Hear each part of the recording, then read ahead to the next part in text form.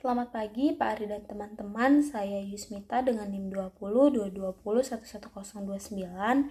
Di video kali ini saya akan menjelaskan tentang 4 jenis risiko utama pada institusi keuangan dan juga contoh kasus nyatanya.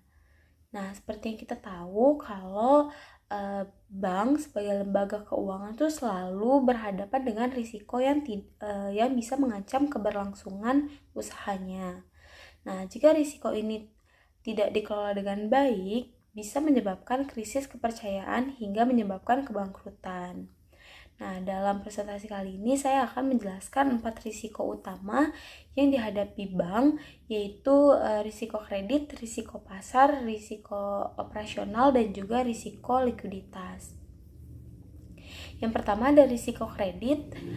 Risiko kredit itu risiko ketika debitur gagal membayar kewajibannya kepada bank. Contohnya tuh terjadi pada kasus Bank Senturi di tahun 2008, di mana banyak kredit macet dan juga investasi bank itu tidak liquid. Akibatnya terjadi penarikan dana besar-besaran oleh nasabah atau yang kita kenal dengan istilah RAS. Nah, hingga akhirnya bank itu harus diselamatkan oleh pemerintah. Kasus ini menurunkan kepercayaan publik terhadap perbankan nasional saat itu. Lalu yang kedua ada risiko pasar. Nah, risiko ini timbul akibat perubahan kondisi pasar seperti suku bunga, nilai tukar, atau harga surat berharga. Contohnya pada Bank Muamalat pada tahun 2018 yang terdampak pelemahan rupiah dan juga penurunan nilai surat berharga syariah.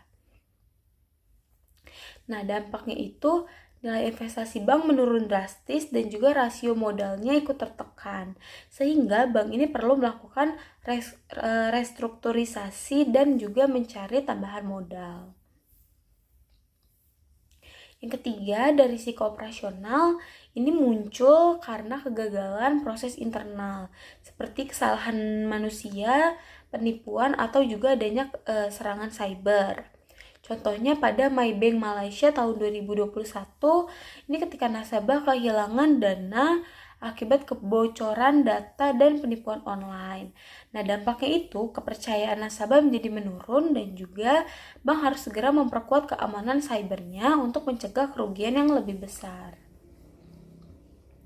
Yang terakhir, di sini ada risiko likuiditas. Ini risiko ketika bank tidak mampu memenuhi kewajiban jangka pendeknya karena kekurangan kas.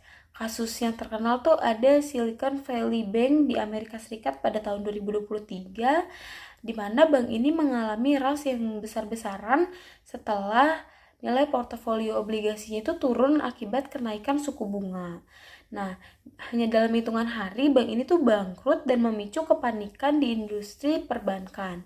Hingga pemerintah juga harus turun tangan untuk menjaga kestabilitas keuangannya. Nah, dampak risiko terhadap stabilitas bank, jika kita lihat secara keseluruhan, keempat risiko ini sama-sama berbahaya. Yang pertama, risiko kredit ini bisa memicu kredit macet dan juga RAS. Yang kedua, risiko pasar ini bisa membuat nilai aset dan modal itu turun. Yang ketiga, dari risiko operasional ini menggerus reputasi bank, dan untuk risiko likuiditas ini bisa membuat bank kolaps dalam waktu yang singkat. Artinya, kegagalan dalam mengelola satu risiko saja itu tidak bisa menjalar, risiko ini tuh bisa menjalar atau menyebar luas dan juga mengguncang stabilitas bank secara menyeluruh. Sebagai kesimpulan, risiko kredit, operasional, pasar, dan juga likuiditas, ini adalah 4 risiko utama yang harus selalu diantisipasi oleh perbankan. Dari berbagai studi kasus, kita bisa mempelajari bahwa risiko ini tuh bisa berdampak mulai dari penurunan reputasi, kerugian finansial, sampai dengan kebangkrutan. Karena itu, manajemen risiko yang baik adalah kunci agar bank bisa terpercaya oleh nasabah dan mampu bertahan dalam situasi apapun. Kurang lebihnya cukup sekian presentasi dari saya. Terima kasih.